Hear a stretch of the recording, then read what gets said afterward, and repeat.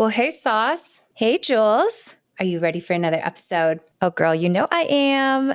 I love these short form ones where we just really get to catch up on everything that's happening because it has been another crazy week. Yes. And I think we should kick it off with Miss Huda Katan of Huda Beauty.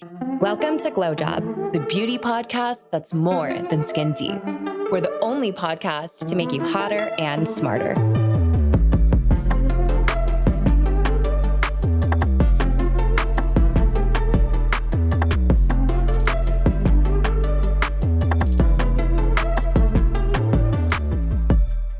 So to begin this whole Huda Beauty story, originally Huda Katan, she posted a TikTok in late July where she suggested that Israel was behind World War I, World War II, 9/11, and the October 7th Hamas attack.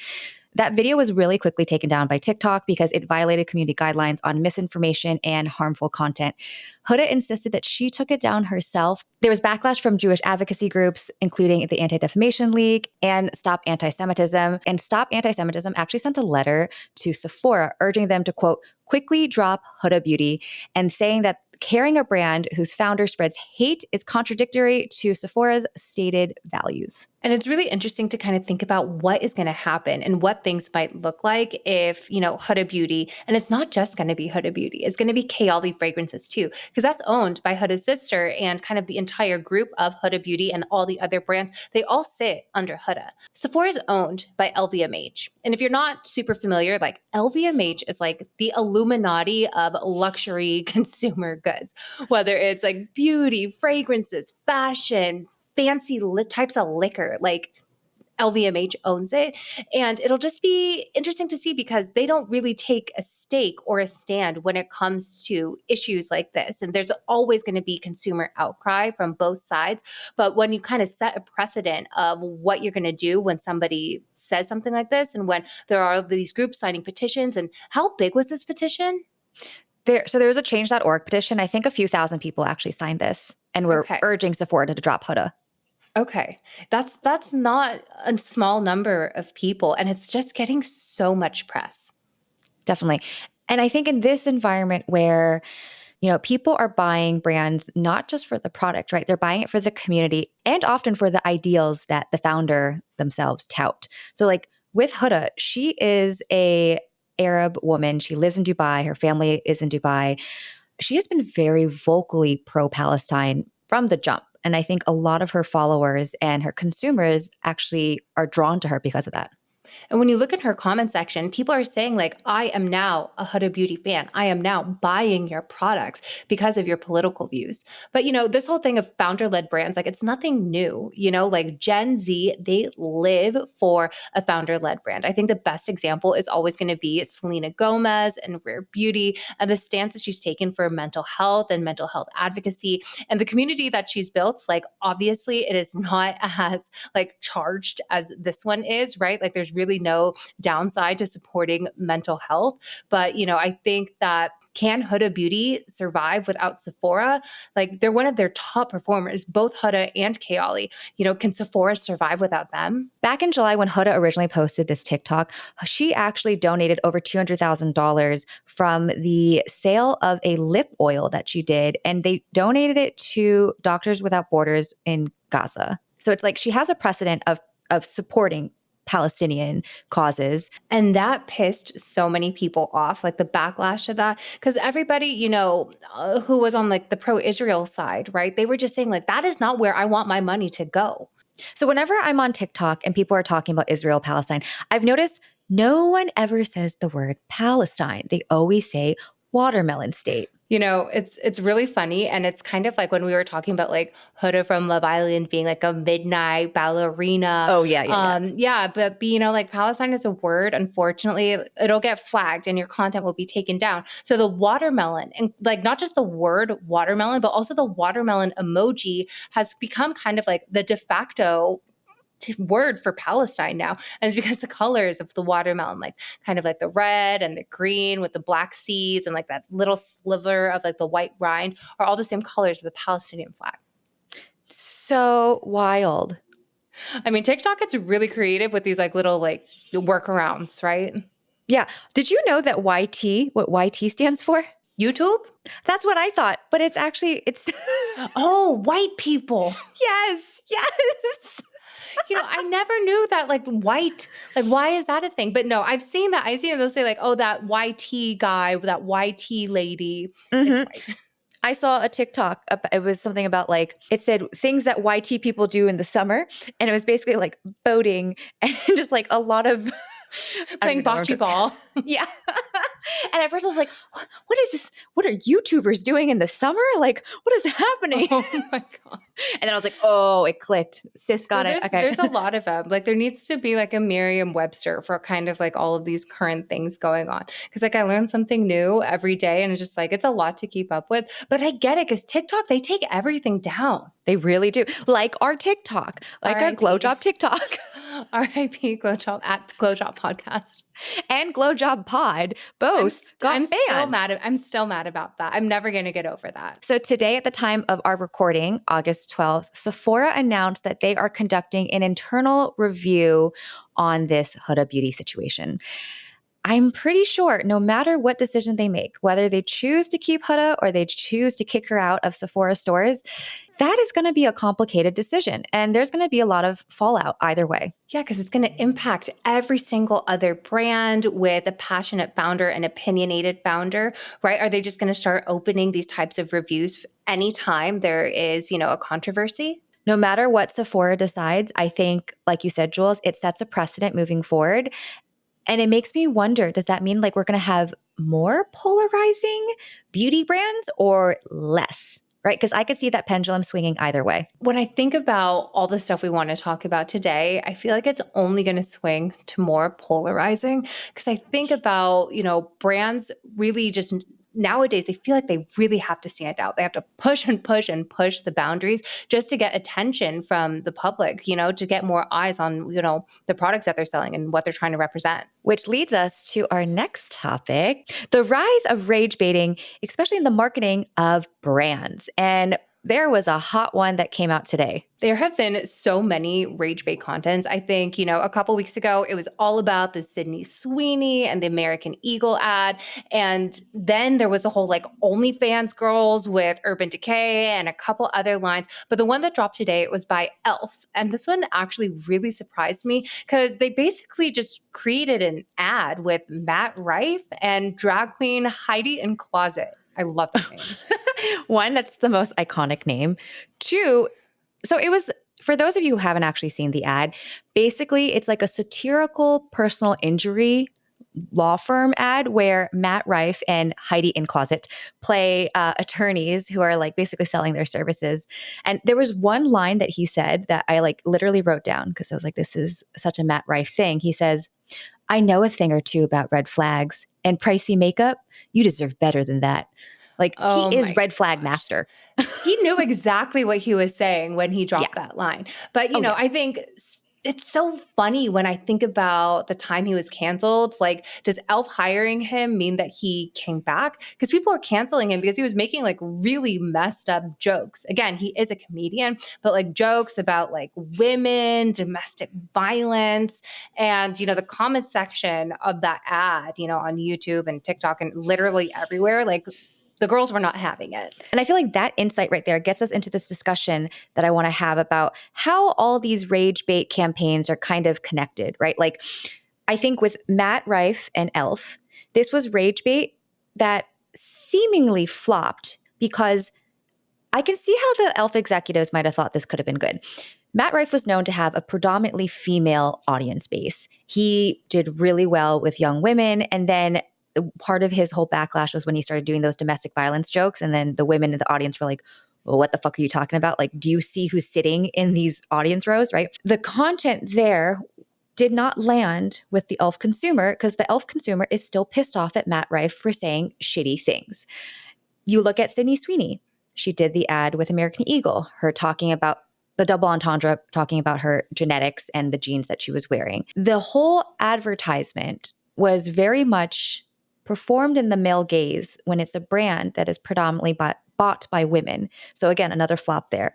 But then the Urban Decay, that one did really well. It did so well. And it's exactly because like when you bring up the point of like male gaze and women gaze, right? Like what do men, like what do they gravitate towards? What do they want to look at? What do women gravitate towards? What do they want to look at? And Urban Decay really nailed it with nailing the female gaze of hiring Ari Kytysa, who's one of like the biggest OnlyFans content creators. And essentially, you know, she is huge on social media, TikTok, Instagram, and her followers are mostly women. I don't think her OnlyFans followers are mostly women. I think they're Nope. mostly men. She probably like got a lot more women followers from all of her, you know, TikTok stuff, but like it's for the girls for sure, like without a doubt. And like she had basically gone online saying like, you know, I have so many followers, such an engaged community, and it's always so disappointing that brands don't want to work with me. So Urban Decay reached out and they put her in a campaign that was basically like, let's get rid of bland makeup, right? Like, and I think Urban Decay does such a good job of always being a little bit sassy like that. Like, Yeah, you know, and edgy. really edgy for sure. But there's been a few brands that have been like reaching out to the OnlyFans girls community. But whether it's Ari Kytysa, another one is Levi Corlin, right? Like she's like the super hot redhead girl who also like her Instagram is only for the women. Like men, Yeah. what are they going to look at? Like it's basically all her boyfriend cooking her, I guess now fiance, whatever, but cooking her like really gourmet meals and her just like living it up and indulging. Yeah, she did the collab with TA3, which is basically kind of like a shapewear clothing brand that is swimwear and dresses, etc. I think that's what is so fascinating because on first blush, you're like, okay, they're taking OnlyFans content creators for these campaigns. And I'm sure everybody associates OnlyFans with, you know, I mean, it's a different type of look. They're probably thinking it's gonna look a little raunchy and automatically you assume it's for the male gaze.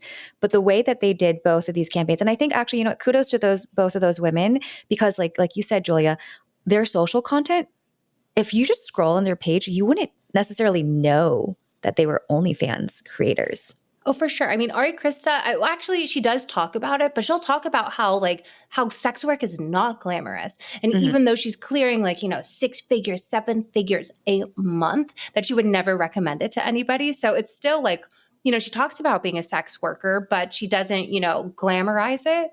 But it's so Yeah. smart for Urban Decay and, you know, TA3 because both of their audiences are women. So they know exactly what they're doing. Like you just mentioned, she's so transparent. And so I think women like her because they're like, oh, she feels like a girlfriend. She feels like someone I can trust.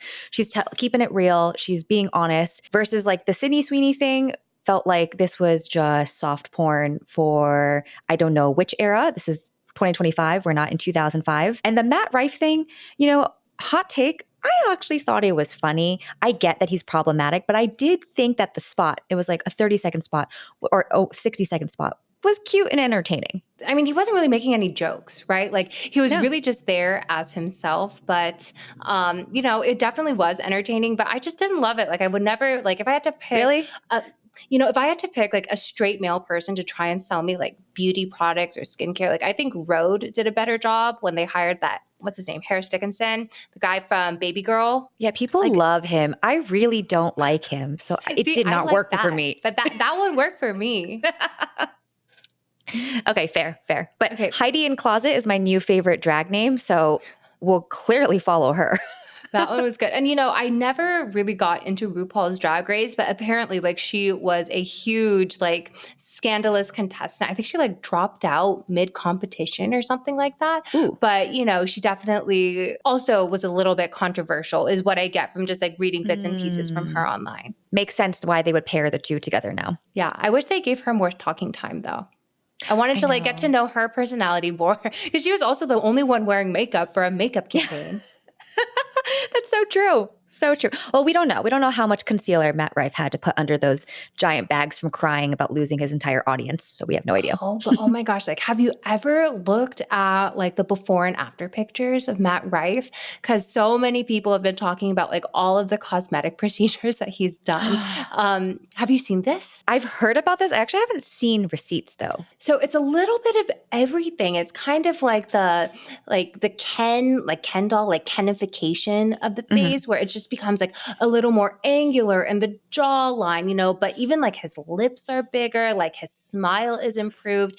And, you know, it's like it looks good. Like he looked good in the e.l.f. ad, but you know, it was definitely like a lot of work that was done. Whew, men, they're just like us, you know? Literally. And on the whole topic of rage bait and really just seeing how all of these like really out there campaigns, they're incredibly successful. That Sydney Sweeney campaign did so well. Yeah, and even Donald Trump, aka POTUS, they posted about it on their Instagram. On the official like White House page, like, and also on like truth.com, he was like calling Sydney Sweeney like this is the best ad of all time. Cause I guess like someone had gone in and found her like voter registration history and saw that she was a registered Republican even in 2024. I remember reading that it was reported that the American Eagle team came to Sydney Sweeney and asked her, "Are you game?" to essentially like stir the pot. And she said, "Oh yeah, I'm game." So, I mean, it sounds like both sides here were really keen on trying to make this like rage bait. And they had to do it. Like American Eagle, their stock, I mean, it was almost delisted. The company was not doing well. And I wouldn't be surprised if they like scrounged together every last dime they had to hire Sydney Sweeney for this. But since that campaign, and I think also because of like Donald Trump's tweets, like it really rallied all the troops behind American Eagle and like resuscitated this business.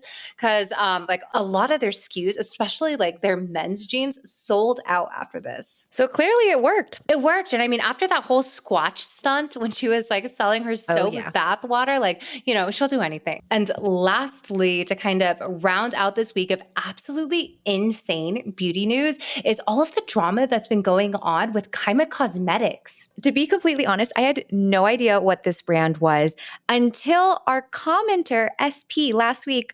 Thank you for commenting on Spotify and bringing this to our attention. I am so glad I am aware of this now because the enjoyment that I have gotten from going down this rabbit hole, oh my God, it is so entertaining.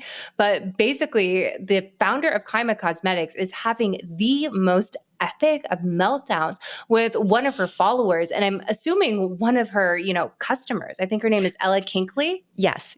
So the founder of Kaima, a woman named Gemma, she basically kind of had like a crash out, a full-blown crash out on Instagram DM. And I think we just all need to remember, be careful what you put on the internet because digital footprint. Yes, digital footprint. Exactly. Coming back to the top, you guys be careful what you write because screenshots can live forever. All this went down because Gemma was looking through her Trustpilot page, and that's basically a website where people can leave reviews for companies. And she had gotten like a 1-star review complaining about the customer service. And rather than being a rational and responsible founder of her company, she just went on a rant and just posted and said, you know, people, followers, please listen to me. Like, we need to go rescue my Trustpilot page.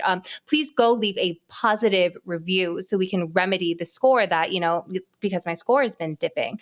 And well, first things first, asking people to leave you a good review is illegal. Did you know this? Oh, yeah. Yeah. So, you know, I'm sure you see all the time brands saying like, oh, like, you know, go come or like, you know, go review my product. Please go review my product. If you listen carefully and now, you know, for people listening, you'll actually start noticing that they will never say, go leave me a good positive review, go leave me, or, you know, I mean, who's ever going to go leave me a negative review? But that's because it's illegal to, you know, solicit positive or negative reviews, period. You can only ask people to leave you a review. It has to be very kind of broad like that. So first things first, what she was doing was absolutely illegal. But this woman, Ella Kinkley, I hear that she actually worked in customer service. And so she really knows and understands the value of what it's like to go and leave reviews for these things and how companies that are responsible and who actually care about their customers should go and address them. And so she commented on Gemma's video on Instagram and basically told her like, this is a shady practice. Like, this is not what you should be doing. You should be putting your customers first. And so Gemma goes into her DMs and like in a very like saccharine, overly sweet, positive way is like, hi, I saw your comment. I really want to understand like what your point of view is. And like, please explain to me what you were thinking. And this woman, Ella, explained, she's like, well, you know, this is not a common or this is not like a standard business practice. And then she replied in the weirdest way, like it was kind of like off topic a little bit, but she's like, okay. And, you know, just so you know, the next time something bad happens to you, I hope you think of me, which is like kind of ominous, right? Yeah, it was like a witch casting a spell or something. And then it didn't stop there. Then she started criticizing the woman's appearance, calling her overweight, saying she had like a scabby, gross face, which is just so inappropriate, so rude and hurtful, just because this woman is saying like, this is not appropriate business practices. So Ella had posted a video on YouTube talking about this, like a little bit more in depth and about like explaining why this was like not an okay business practice to do and giving her a background of like her experience as a customer service rep. And the founder of Kaima, Gemma, I copied it down because it's just so crazy. She says to Ella, "You are a nobody and look awful. It's always people that look like you. Have the best day. Sort your scabby skin out, fatty." Like, oh shit. Crazy. She went to name calling real quick. And those are just like so mean. Like I could never say that to somebody. I don't even think those things about people. But let alone say it to a consumer who buys your product. Probably exactly. Mm-hmm. It's so crazy how crazy she is. And I mean, kind of like where things stand right now is she posted this video on Instagram, and in the caption, she's just blaming this intern, right? This intern saying that the intern, the social media intern is the one that was saying all these things and it wasn't her. And that she's like so emotionally distraught that her intern did this. Like BFFR. No freaking way in a million years was that an intern. No. It smells like my dog ate my homework. Like, no, bitch, you were crazy. So crazy. And she's not going to recover from this. I mean, there's so many brands that like make mistakes and that flop and, there's community backlash. But this, you can't fall back on something like an imaginary intern. Like she showed everybody who like what her true colors are. And for reference, you guys, like this brand, Kaima Cosmetics, they have, I believe, over 800,000 followers on Instagram. And I think like just about as many on TikTok. They sell a lot. And it's like a lot of these like super glittery duochrome. It reminds me a lot of like 2016 makeup, like just very intense, colorful makeup. And, it's just interesting because like I feel like a lot of that community of makeup girls, when I think of, people that, subscribe to like that more alt look, like they live for inclusivity, right? And like, that's why like makeup is such a big part of like how they express themselves and things like that. Like, going after someone within your own community is like the most surefire way you can shoot yourself in the foot. Just purely from a business practice standpoint, this is bad business. Yeah. End of story. We're calling it time of death. Yeah. And to wrap today's chit chat, we're going to end on a piece that came out recently by Business of Fashion that came out in conjunction with the McKinsey report. Basically, Business of Fashion was reporting that given the slowdown in the beauty industry and just the overall oversaturation in the market, they are predicting the end of the founder-led beauty brand in the whole industry. What is your take on that? Out of all of the stories that we went over today, like the big news of the week, like, yeah, you can totally see it. A lot of times when it comes to investing in companies, like it is very, very rare in most industries to have a true founder-led brand, right? I think you have to have someone extremely, extremely like spectacular and unique, right? To really take your brand all the way. Because like in the tech industry, right? That's where I worked for over a decade. Like so many of the times, like they're going to kick out the founder and the original CEO and replace them with a true professional, because that is what it's going to take to, take you from a startup to like a unicorn company where you're valued at, over $1 billion. And like, that's the kind of growth that is kind of needed to sustain. The evolution of the small brand becoming the sort of like $500 million unicorn, God forbid, a $1 billion unicorn, they're essentially saying that's dying, because now the only way you can get to that 500 million plus valuation, that like real unicorn 1 billion status, is if you are a Hailey Bieber, if you are a Selena Gomez. That's the only way to reach that status versus like really being homegrown and indie. And I feel like there are a lot of companies that are extremely successful and we know the founders, right? And I'm thinking of brands like maybe it'll be a Tower 28 or a Kosas or, a Summer Fridays. But at the end of the day, are those founder-led brands or are those just brands with really excellent founders? I think it's like a big consideration, like when you think about like how much a single person, that single founder does impact things. When I think of like those big founder-led brands, I think one of the first ones that comes to mind to me was like Tatcha. Vicky was not a celebrity. I mean, she's clearly a very smart woman, but she grew this business from the ground up and in my mind's eye sold a unicorn at sort of like peak big beauty moments, right? And so finding more folks like Vicky, I think will be harder, but not because it's the founder's fault. I think it's just become oversaturated. And I think that there are just like a lot of like kind of zombie brands, like brands that are existing and punting around and maybe they have like a few 100,000 or maybe if they're lucky, a few million in revenue, but they're not really designed for long-term success. And I think everyone else is waiting for them to die out so that there can be more space and there can be more turnover in the industry. And I think we're already seeing that happen, right? Like no shade to any of the brands that have recently closed doors. Like last week we were talking about Ami Cole, we were talking about Euphoria, but there's been like Juice Beauty, Freck. So many brands have had to shutter their doors these days. And it's just because it's so hard to compete. Also, like, there was that interview with again, from last week's episode, but the founder, Alan from Scandinavia, a big part of his argument in talking about like what went down with Urban Decay was that like, it's going to be really hard for these, like, what the heck are indie brands supposed to do? We can never compete with a L'Oreal. Like, how are we supposed to survive? How is this even fair? All right. So consensus is the founder-led beauty brand dead? I don't think so. I mean, we'll see. We'll see. So my take on this whole founder-led brand thing is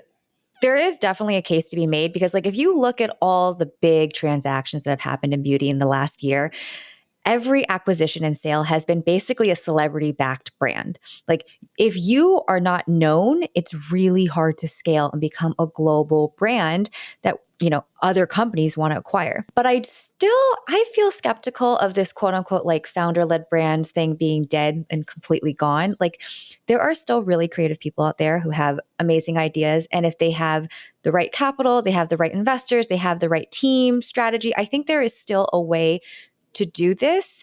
I just think it's going to be fewer and fewer moving forward. I think the big difference is going to be like when it's a founder-led brand, the product has to be good.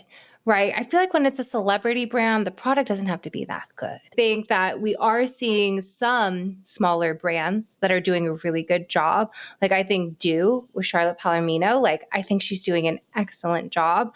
And it's because like she just has so much industry experience. And I think there are definitely others. Another one's going to be e.l.f. Those two girls, they came from big beauty, so they know a lot about what they're doing, and their brand's doing great. I really hope so, because I also thought that Ami Cole was doing well, but clearly not. And when it comes to this sort of like diversity driven, no, I'm like, it makes me sad. I'm a little scared for these brands because I want them to succeed. And like, honestly, if they don't succeed, it makes it so much harder for other brands that are trying to do this to come out of the woodwork. So fingers crossed. I think they're a great team. Those two women are so whip smart. I want them to succeed. Oh, for sure. Me too. All right. Well, that was fun. That was dramatic. I feel like I need a drink after that episode because we just, that was a lot, right? Oh my God. That was a lot. I know. So much has happened in a week. This is why it's so good that we're doing our weekly chit chats every Monday. I know, just like before we were just trying to sum this up, right? Like, in a little Instagram post, but I feel like it's so much more interesting when you can get into like the little nuances and the details. So I'm looking forward to next week. Sounds good. Bye, Jules. Bye, Sasa.